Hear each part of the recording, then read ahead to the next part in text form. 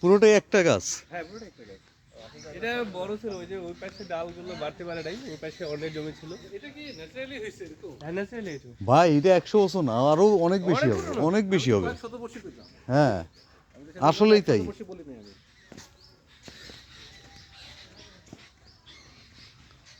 এবং আম গাছ এরকম দেখা যায় না। আমও ধরে এখন প্রচুর আম ধরে। আপনার আমগুলোর সাইজও যে মানে গাছের বয়স হয়ে গেলে আমার সাইজ ছোট হয়ে যায় তাও না।